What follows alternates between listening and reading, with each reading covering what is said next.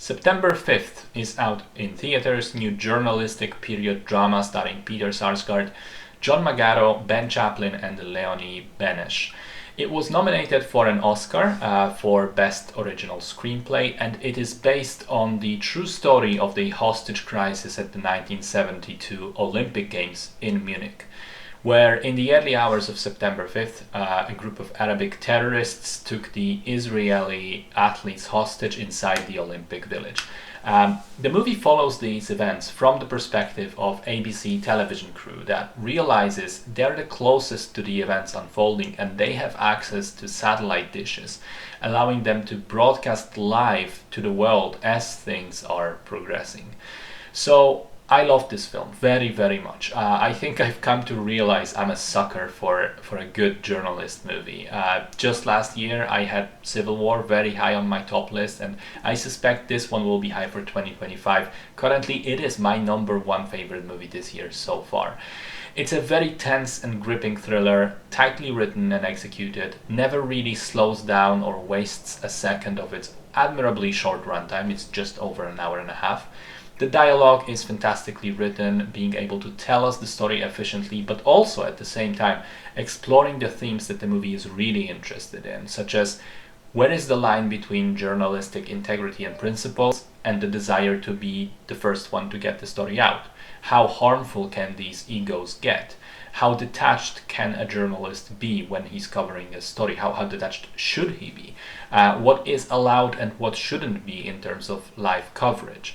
Then, you as a modern viewer obviously get to reflect on how things changed from back there. How in 1972 being able to get the cameras close to such a thing was revolutionary. But now whenever anything happens in public, you always have 5 people shooting it on their mobile phones. It asks interesting questions, I think, about the pervasiveness of media and currently social media in our lives. It's also remarkably timely, I think, when it comes to discussing Germany's politics. At the time, a large part of the failures attributed to the German authorities was attributed to lack of properly trained police and a constitution that limits the use of actual armed forces, which of course was a direct result of World War II and Germany wanting to reshape itself. But it does bring up the question, at what cost? Which I think is timely now in the context of the war in Ukraine, and talks about Europe being able to defend itself without relying on the US, and Germany obviously still having its hands largely tied by its own laws. These and a number of other topics are discussed, but crucially to me, not over discussed. The movie lets you see the events play out, lets you it teases out these themes and then lets you judge them yourself. It doesn't necessarily cast anyone as unequivocally good or bad, moral or not.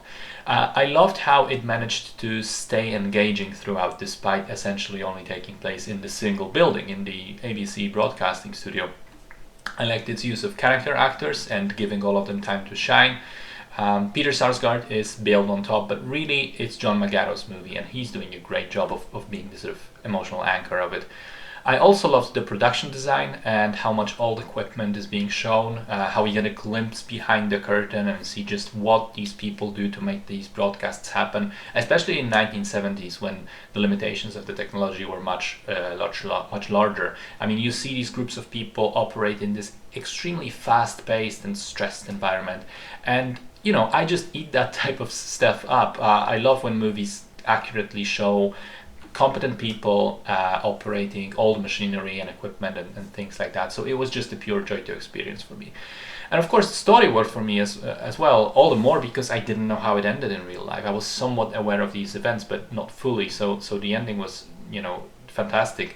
But I think even if you do know everything, even if you do anticipate that ending, the movie is still strong enough when it comes to exploring all these aspects of journalism that you will never be bored anyway. Excellent piece of filmmaking all around.